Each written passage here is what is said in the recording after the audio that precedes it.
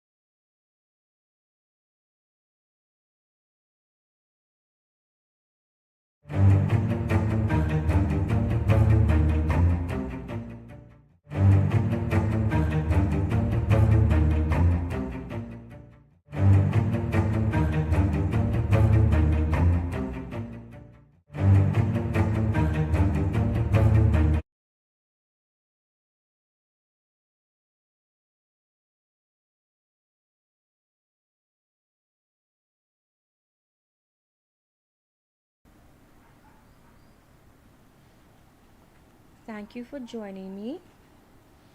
My name is E.R. Baine, and thank you for being here with me and for watching my live. So, today, well, I'll trying to put I'm putting my lives into two parts where I type and then I give you commentary. Now, what I'd like to note is I was really excited this week when I saw that I'm always excited with Michael J. Fox because he has an illness that's similar to mine.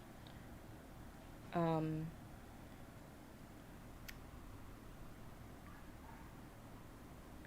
now, he is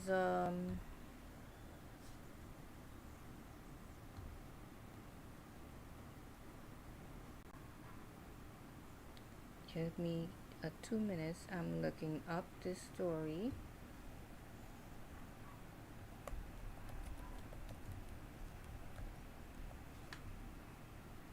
Right, so um, Michael J. Fox has Parkinson's disease, and he recently revealed, while reflecting on his illness, and I find that at the same time as myself, I the reason why I'm doing these lives and I'm typing is because I thought I'd be writing all my life, and now I'm nearly at the end of my life, and I have hardly written anything. I had all these ideas. I had a list of 100 titles. I was going to do a title a month back in the day when people realized, that's the way to break Amazon's algorithm, or any algorithm, is to put out books as quickly as possible, one book after another. Maybe, oh, okay. Maybe it's because of my illness. Sometimes I'll have relapses or just because of the um situation with my illness or my living experience. I'll explain that soon. That I'd be kept back from writing and things like that. So I'm here reflecting on my life, doing these lives, and I hope to encourage other people and to give other persons who have MS or maybe family members, those persons who know persons who have MS, or just give general audience an idea of how this illness affects persons. A long years ago, I would not. I pointed out a channel I had created back in like 8 years ago with some bunny rabbits. The bunny rabbits didn't die on me. We actually gave them away. I gave the story of how once we had a rabbit in the yard and we whole day passed we couldn't find it. Well, we came to the conclusion that our environment wasn't conducive of owning rabbits. So we couldn't have, and they were, and you see in the video, they were kind of bouncing around. We had them running about inside the house, and can't keep them outside wasn't really an option because of the way we didn't have the space to keep rabbits, to have them be running about all over the place. So we just decided to give them away to someone else who had rabbits and who had the space to entertain rabbits. And at the time, we had like 3 or 4 rabbits, but the two that were featured there were Dot and Ebony. Yeah, one black, one white. Yeah, so, but in any case, I would not have entertained the idea of putting myself out there, even though I did go into film, and my at the beginning I was going into film and television and broadcasting and things like that. I became self-conscious because of my illness, and I will present a video later on. I'll put it up as well and explain to you that I self-diagnosed myself with MS back in 2008 2009. I had an issue with my arms freezing up. I had paralysis and I actually went to work, and in the morning times especially my arms would freeze up. So I'd be at my desk with my arms this way on my desk sitting down for more than an hour, and I feel persons watching me and like worrying what this girl not doing anything, not doing any work, and my arms were like this, like bricks on the desk. Um, and so because of my illness and the psyche that put me in, also I had an fright from before. When I was younger, when I was a child, I experienced some physical abuse. Not my mom, but I experienced physical abuse, and I never understand how people just want like dates and times. I remember events. I remember being kicked between my legs when I had my period as a child, and pain just coursing right through me, freezing me up. I couldn't move, and I had this really fear when I was younger that persons I knew from school and stuff or other person would come to my house and witness these type of events. And I was just more than experiencing sadness. I had more like a fear and anxiety from persons like finding me out like this is the type of life I lived as a child. And I explained last time that, I mean, when Taylor got ill and sick, and I even gave Taylor mouth to nose resuscitation and CPR, and I revived her at one point the morning she passed on, and we thought that we had more time with her because she wasn't bleeding, she was in a lot of pain coming close to the end of her life, which is very sad, but she wasn't bleeding, she didn't have diarrhea, she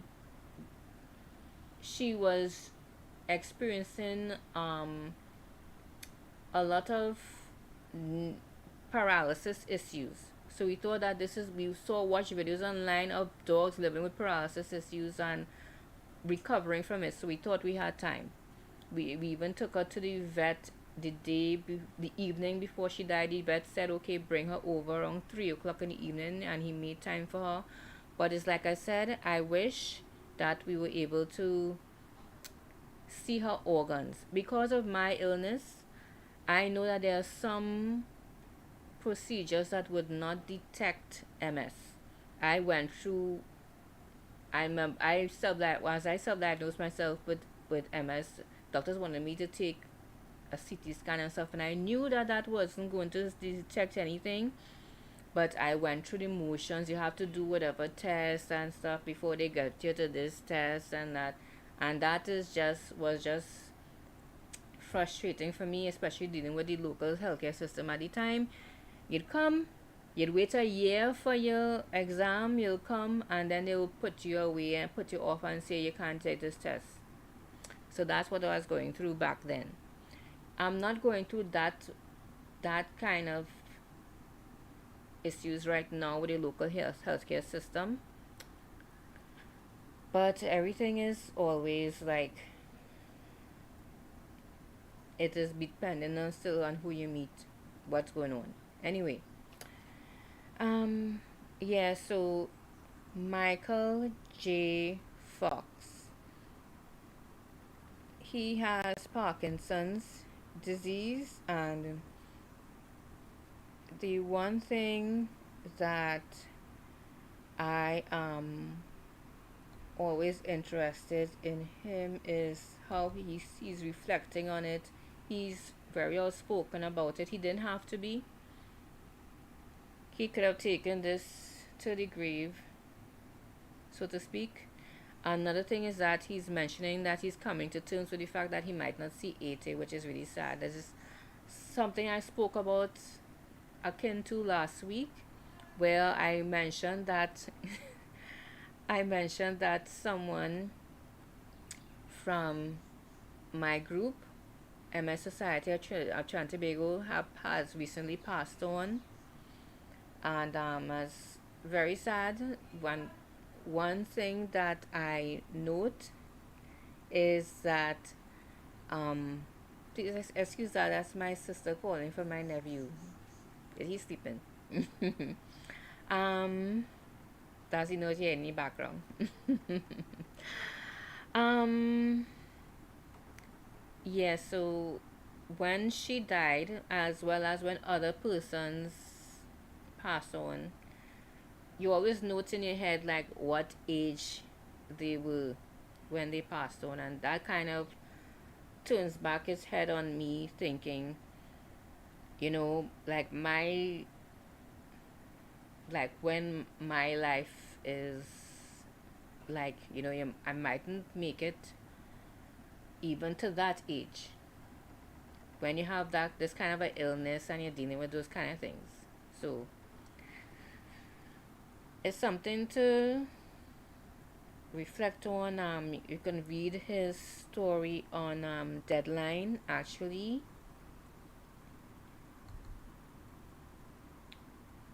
Um,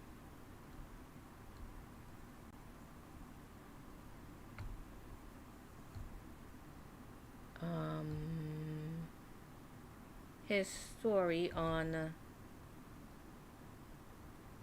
Deadline, and he's talking about it.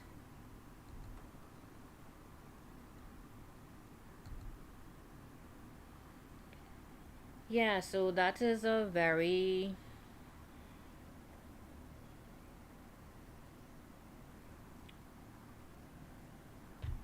things that is a very like something to think about.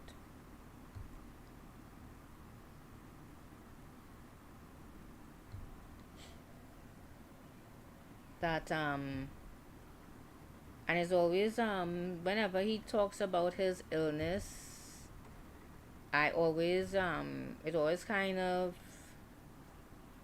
makes me reflect on my own, because that's the kind of thing you're thinking about. And plus two, you're thinking about your legacy, what you're leaving behind, the ideas of what you well, like I haven't and to me I haven't accomplished much of anything, because of my illness. I always keep myself back from doing things that were strenuous, that would put me out there, give me a whole set of responsibilities. One thing I've done over the years, I've taken these menial, small time jobs. I've even gone into security. And it will also cross my mind once, well, maybe I will only be able to do something like CPEP, CPAP is the nothing's wrong with being a CPAP worker or a cleaner or anything, but I once aspired to do work in the sciences, and I kept myself back from doing those kind of things because I thought that at this point I'd be in a wheelchair. Long before this point, I thought I'll be in a wheelchair. I wouldn't be able to focus, think, or understand. I'll be, every day you're coming across persons in the street. They have schizophrenia, or kind of thing, all kind of illnesses that is connected to MS. That you wonder, okay, I won't be bright enough or be focused enough to be able to do things, and people would mock me, and they wouldn't take me seriously, or they would mistreat me because of my illness and what I do and things I put out there. But recently I realized that that's going to happen anyway. People are mistreating people 100% all the days of your life, especially when you're in Trinidad and Tobago. That's why I started writing this story. If you take a look at it, I started writing it. I put it up on Instagram. It's called MokoJumbie. You'll see. Well, I haven't really thought completely of what I'm going to really write, name it, though. But I had a real eye opener. It was as if God was talking to me these past few years. Remember, I called the job that I'm in right now my Green Lantern position. But as I have MS, throughout my life I've come across certain jobs that I think, okay, this is my Green Lantern job, meaning that it's a job that is high paying, will be able to promote myself, do stuff, and really put myself out there.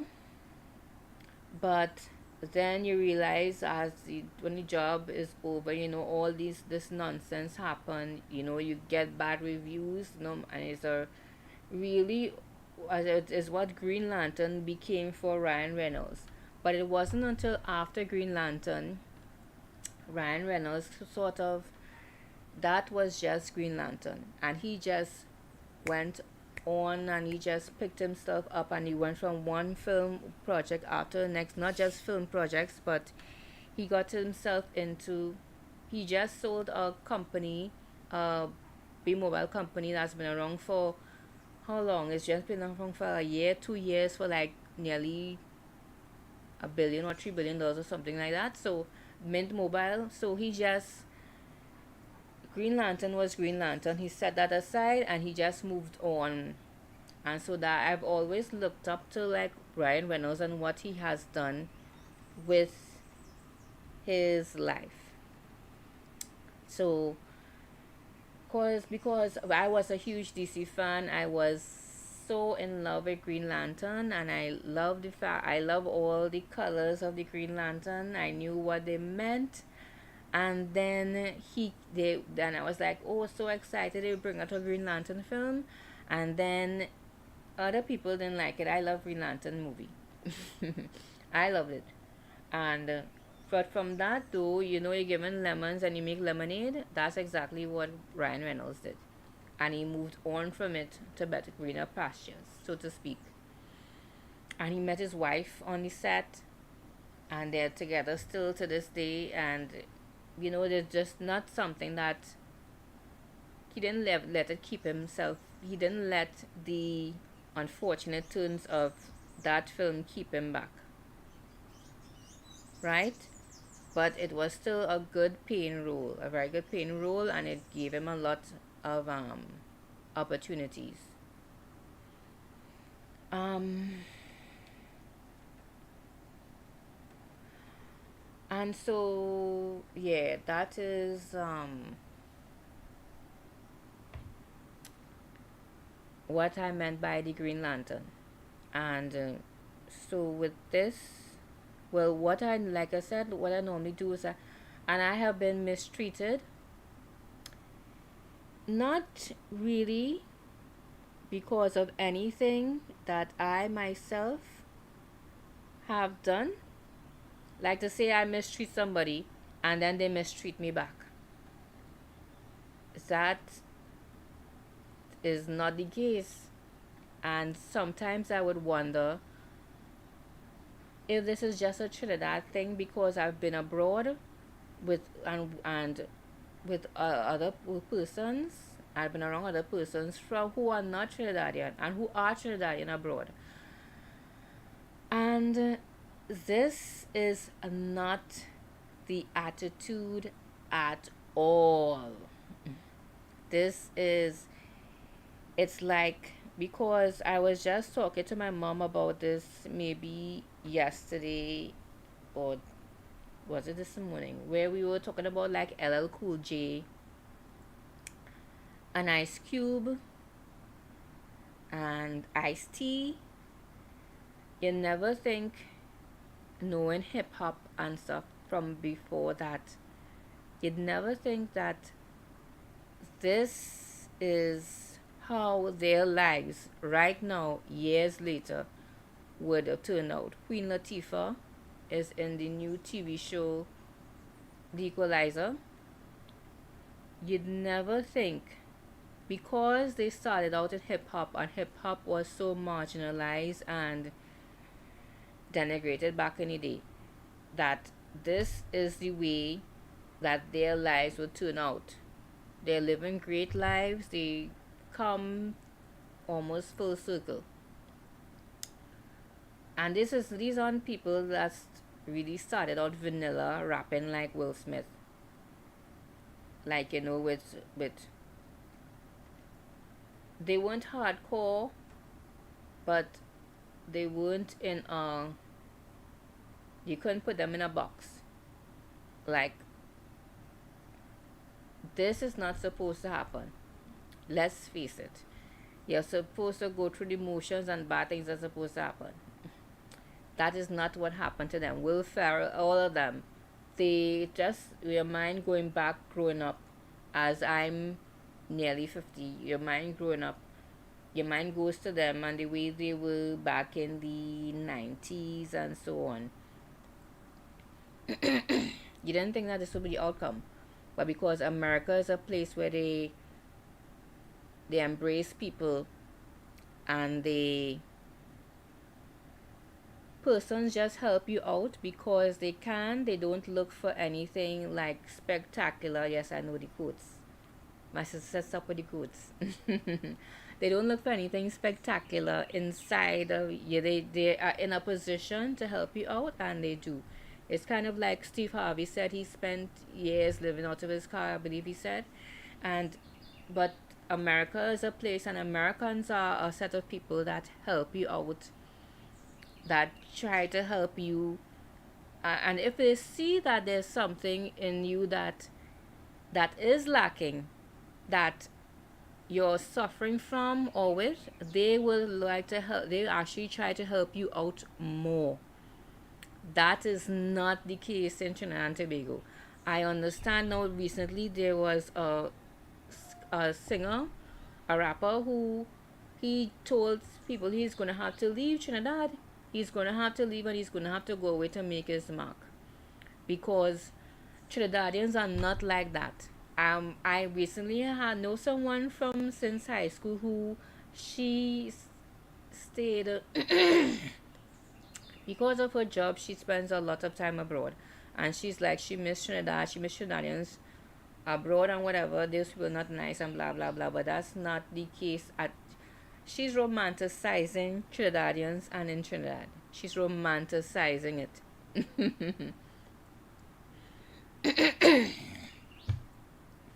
Trinidadians are not that way at all. If I want to do something, there are like one or two persons who would try to help you out, but it's few and far between, and it's not, and they're just not following the Trinidadian way.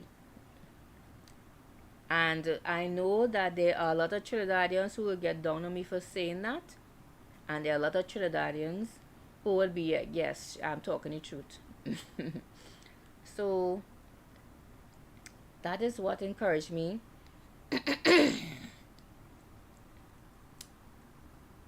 to write my story. Now I'm okay.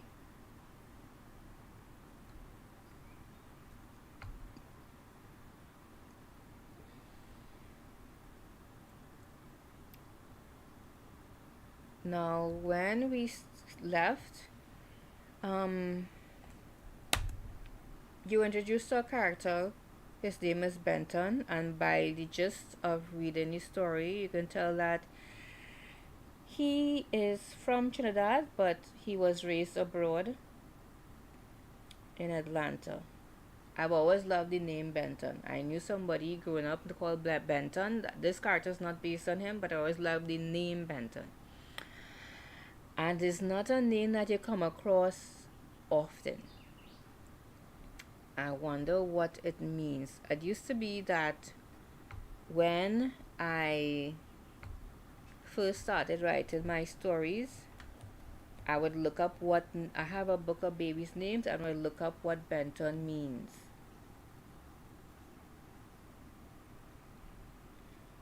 Like, so I would know what the name means.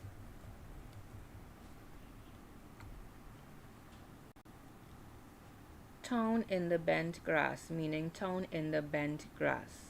With British origins, Benton is a boy's name meaning town in the bent grass. The name Benton is often given as a surname, but has now become a name within its own right. Okay, so that's what the name Benton means. And so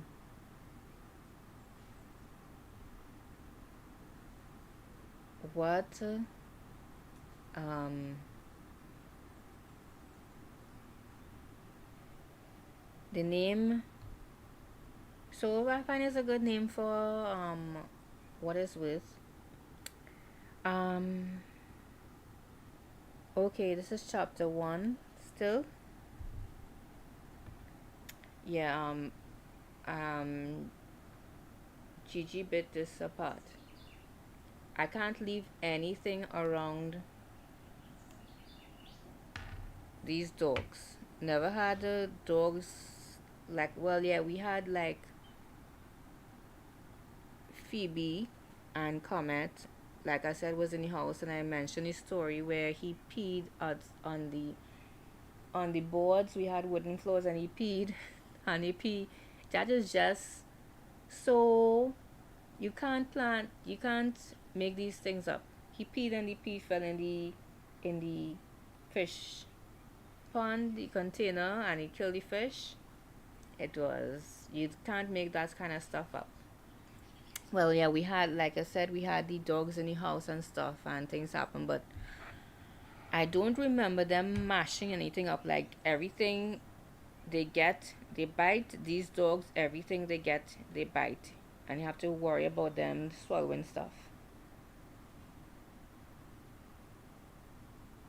Oh, there's something else I meant to talk about.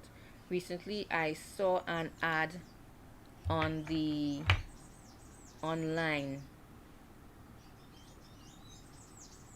It may have been Facebook addressing another illness, but about organization and disorganization. One thing about having MS that you have to come to terms with is that you might live your life in disarray a lot, like being disorganized. I try to stay organized, um, but really, you see where I push everything in the corner when Taylor was sick to try to make room for her to walk about. My room was jumbled up, but I did up to a few months ago have a 4-drawer filing cabinet.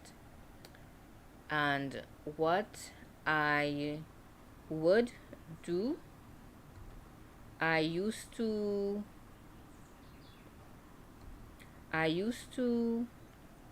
keep a 4-drawer filing cabinet, and I used to keep a lot of paper. and I used to keep that file. Since then, I've thrown away a lot of stuff, like 2 to 3 jumbo bags of stuff. And I recently bought a storage unit with shelves, so I'm hoping to put everything in order, like to the side of the house, side of my wall, sorry, in my room. What I'm trying to say is that what I'd like to get across, especially persons who have MS, that your life is going to be sometimes you would be living your life in clutter because of your illness. You'll feel weakness in, and for a lot of times you just feel weak without having to do anything to tire yourself out, and the persons around you not going to really always really understand that. But because of that too, it keeps you back from doing simple things like cleaning your room or even putting things in orders. It's good to know somebody still keeping things like in a certain area. So what I suggest, if you don't know yet, is to get some storage cabinets. You don't have to be cabinets. What I bought was a storage shelves, and I'm also buying something for there. So what I'm trying to do these days is to really get some storage shelves and to store things and to throw away anything that you don't feel you ever need to use. Throw it away. Try to live like a minimalist. I always say I'm trying to live like a minimalist, and that never happens.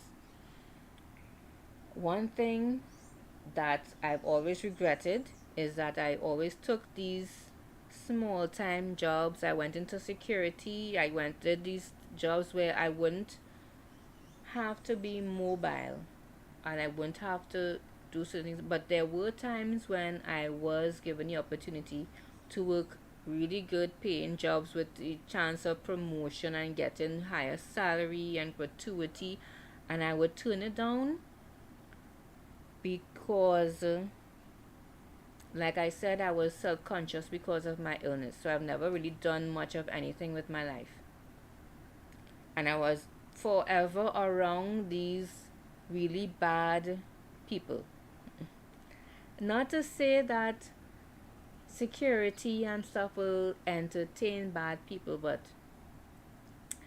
I just found myself in a spot where I was around people who didn't value me, who mistreated me, and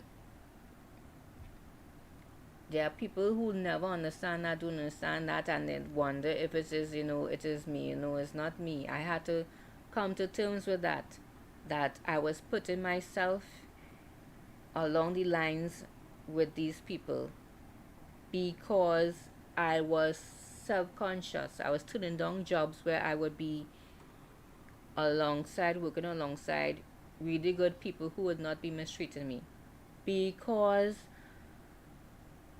of my self-consciousness, because of my anxiety of being around people who I admired would notice me and my illness and the issues that I had. So I wanted to just give persons the advice, I guess. If you have MS, take the chance, take that high paying job, that well paying job. Do not. So I was given the advice of doing things like call center operator and things like that. But because of the type of job it is, that the persons like who call center jobs or who work in security, because of the type of jobs it is, you are mistreated in those kind of jobs, those type of service jobs. That's maid, cleaner, those kind of jobs you are mistreated in. So if you start out early with your head on your shoulders and your illness is not so bad, get your mind and your heart into focus, and to push yourself, to get yourself out there, to get yourself in the position that you need to get that high paying salary, because later on down the line you'll need to save your money to focus on, to get the funds to help yourself in the future. All right, whether it is that you feel you need a pet to keep you happy. I don't need a pet to keep me happy. Pets are a lot of work. But I really enjoyed having Taylor around, and you'll have to take care of your pets, to feed them, to clothe them, things like that. So, oh, I'll never forget the guy who was a servant, who was a vet, who George Santos took advantage of, whose pet died. He got a new pet, but his pet was like a service animal, and to an emotional support. And there were times when he was homeless, or he was homeless and the dog was homeless at the same time, but he and his dog survived together. So it's that kind of thing. So maybe you're like me and you're a practical person, and you feel that you don't need that kind of support and stuff, but it's still nice to have a pet around to take care of, to talk, to hug. I was singing to Taylor. I used to sing to Taylor. She had her own song, because we have another dog called Gigi, and I created a song for Gigi. It was just some ridiculous nonsense. I would pretend that Gigi was talking, and I say Gigi, Gigi, Gigi. I make a joke that that was Gigi's voice. And then my sister said that Taylor would get jealous, so I created a song for Taylor. And the song went something like, Taylor,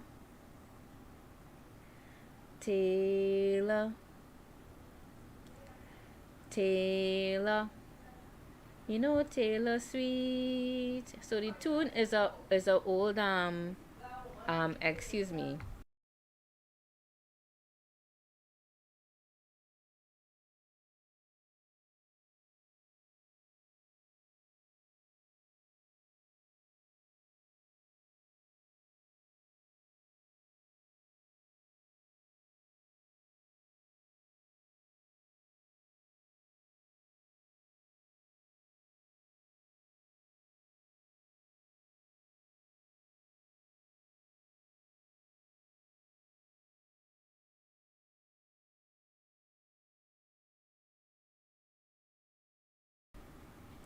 Yes. Sorry about that. Um so yeah, so that the song it was on a calypso tune. I can't recall it. It was I think a song. It's a song, or a old calypso song. I think so. I just created that little beat for Taylor, and I feel that she liked it. She really understood, and I felt that you could see in her eyes and stuff when she would look. I remember, um, well, I put together a whole. I'm putting together a whole video to commemorate her life with us, and I was really glad that I'm really glad I took the chance on Taylor, because in my belief system, you don't pay for dogs. We didn't grow up paying for dogs. Even mommy was like, she's not paying for a dog. That's what we grew up with. But I'm glad that I did. And it wasn't, my sister talks all the time about how much money she paid for the dogs and blah, blah, blah. But, for me, it wasn't a matter of cost. I really liked Taylor, and I was glad to be able to take care of her for the time that she was here.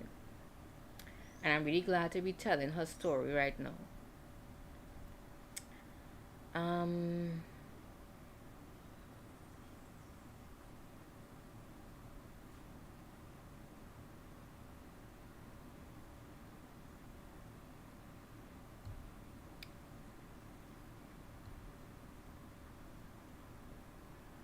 okay,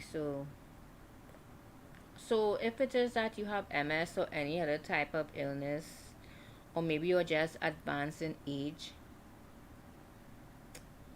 um, I would suggest to you to get a dog. I think that one of the issues today is that a lot of places people might be renting, even the in Trinidad, the housing situation, even with HDC, a lot of these housing, they complaining now about how there's too much stray dogs, but the living environment that people are presenting for people is not conducive of owning dogs. HEC doesn't, a lot of the HEC apartments and stuff and places for housing doesn't allow for dogs. You might have a rental unit or stuff, they don't allow for pets. So that's what I mean. Let us say that it's has to do with the environment. The environment is conducive of not owning dogs or pets in general. Um, Years ago, a lot of years ago, back in the 1970s or early 80s, my mom was lucky enough. She was a single parent raising three children. She was able to get a small HTC unit. But back in those days, you were allowed to get pets, and so she got us one dog after another. One dog, one pet. Only when we got older, we started to get things like she didn't like cats, but we got cats, and we got rabbits, fish, hamsters. Yeah, but a lot of places, if you don't have the living environment for pets, then like the housing and stuff, or your landlord won't allow it. That is, and then there are some people who just don't know how to raise pets. A lot of people raise dogs and stuff like patronage. So you might have this dog all over the place, running about all over the place, but that dog has a place to stay. That dog has a house, right? So it's just the way that it is. All right. So I hope that they don't go around euthanizing the stray dogs. I hope they don't go around euthanizing the stray dogs. I hope that they find a way um,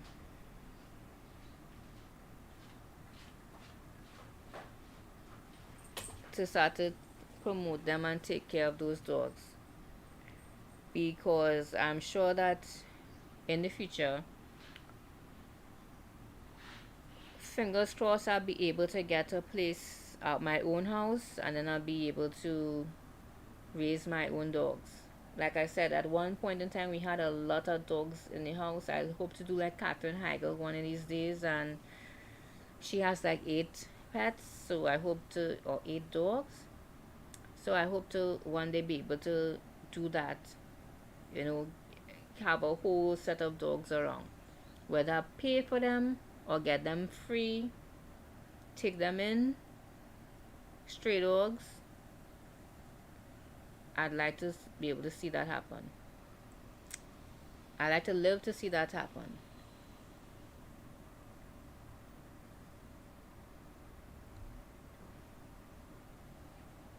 Okay. Give me 1 second.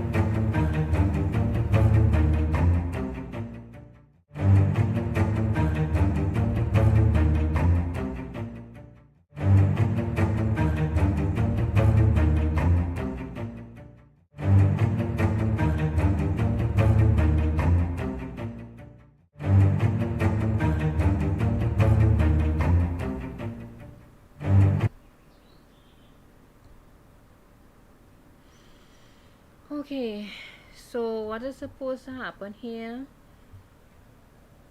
is that I'm supposed to write about a little get together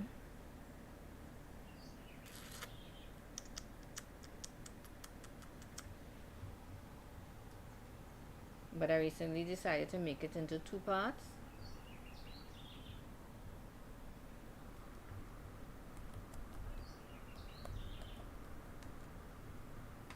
And I just thought of that name.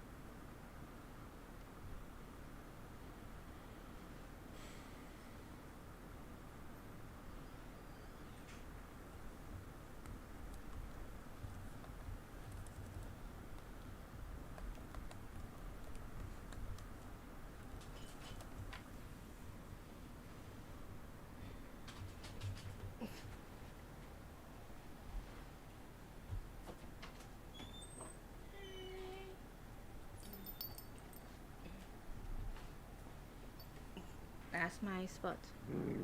No, no, no, no biting.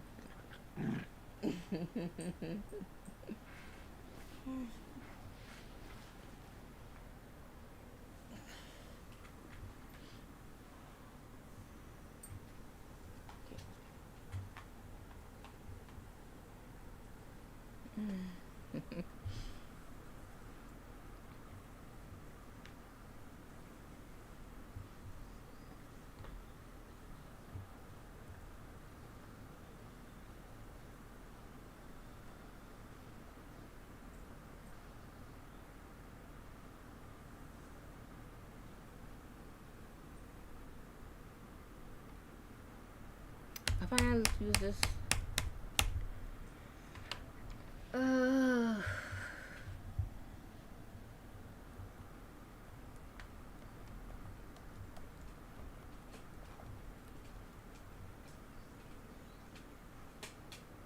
no, no, no. No.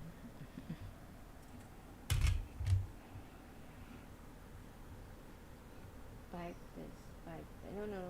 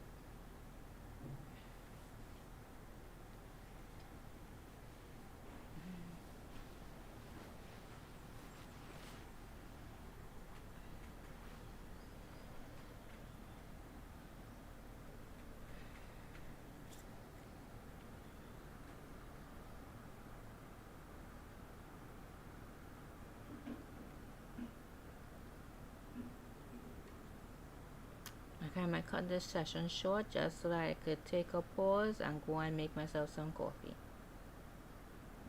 If I do, the next session will be session 5 continued, episode 5.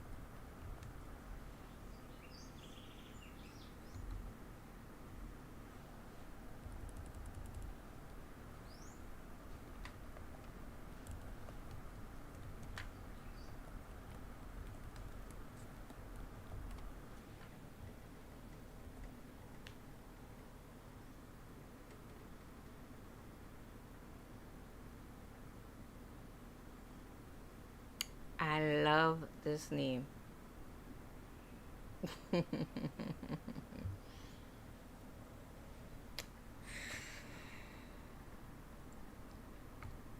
that how you spell mortgage? It's not getting on the line, so I think so.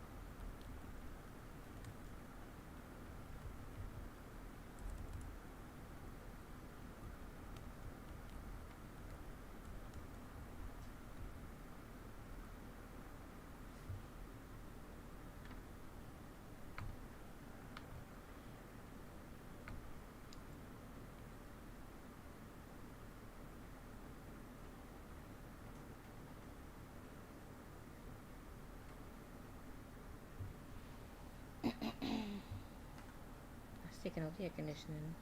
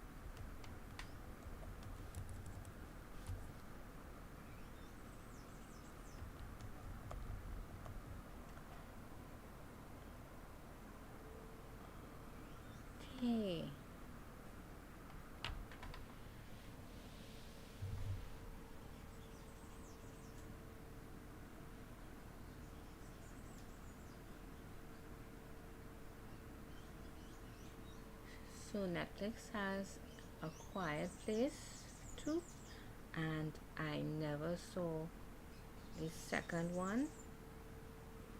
So I might pause to make coffee and watch that movie and come back to this later. But I like what I have so far. I'm just worried that this story would become a telling story and not a story that you would read between your lines and understand for yourself story. You know, like a mystery where you read it and you say, no, this didn't happen, that didn't happen. Da, da, da, da, da, da. I don't want to, or I also don't want there to be any ambiguity.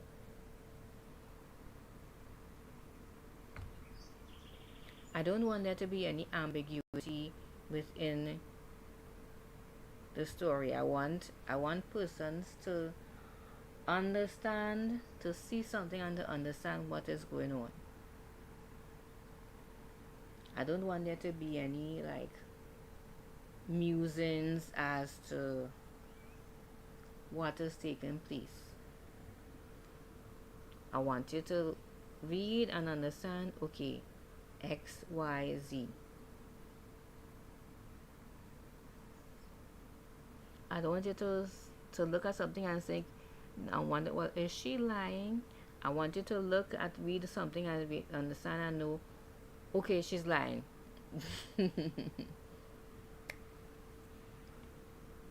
But at the same time, I don't want to be in a position where I kind of telling you that she's lying. I want you to look, read, and understand and know you okay, she's lying. So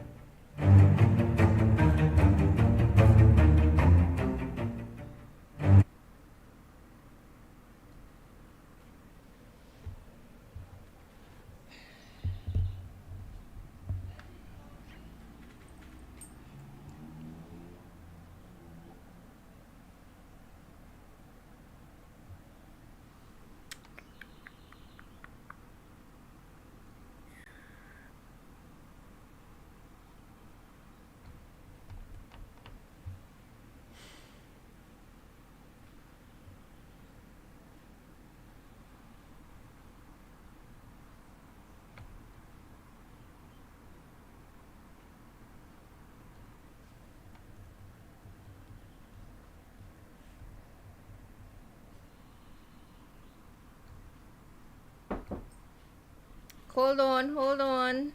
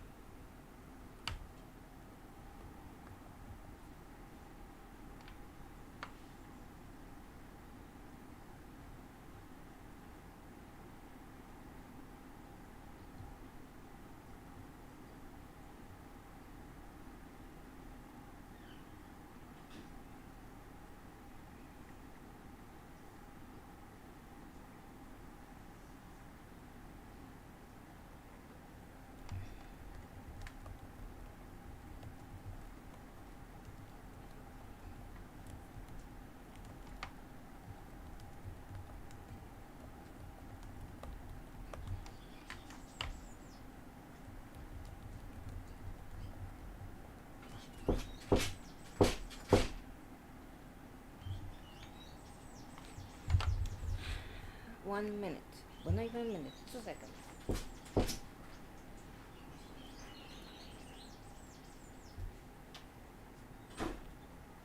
Outside. Outside. Leave the door open. You go come in. Want to go? You want to go?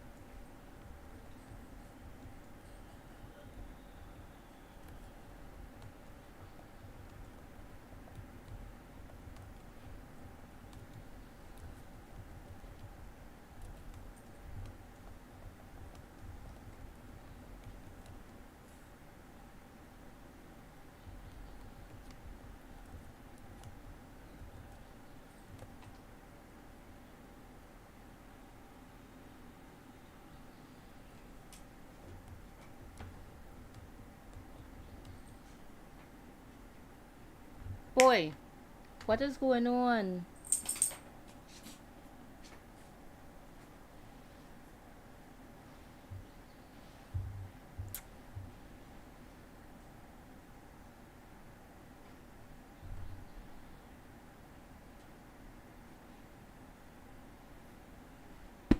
Nico, I don't know what's going on here. Why you behave by yourselves?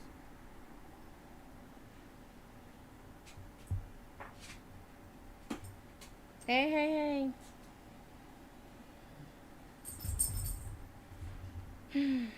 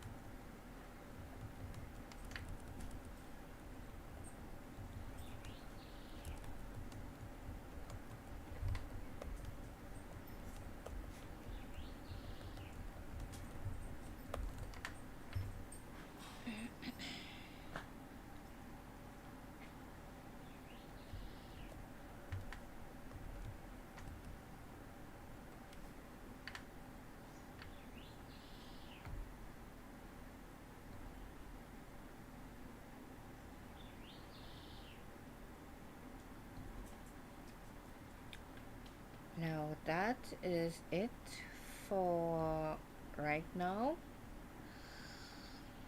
Hmm. I find that turned out to be a good passage for something I had no idea what I was going to type. I had zero clue what I was going to type up just now. Um,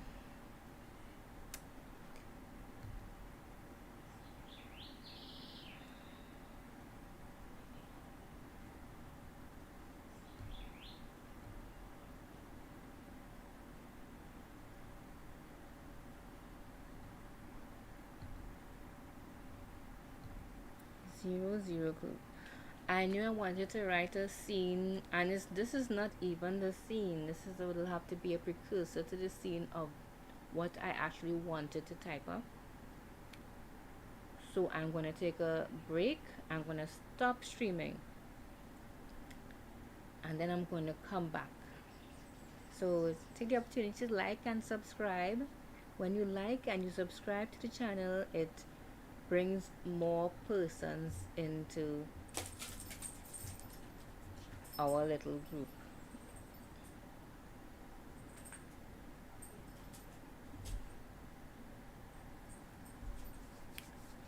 Alright, bye. Thank you, my lovelies, for joining me. Probably come back next hour or two. I just need a break. I think I know what's coming. I think I know what I'm gonna type next.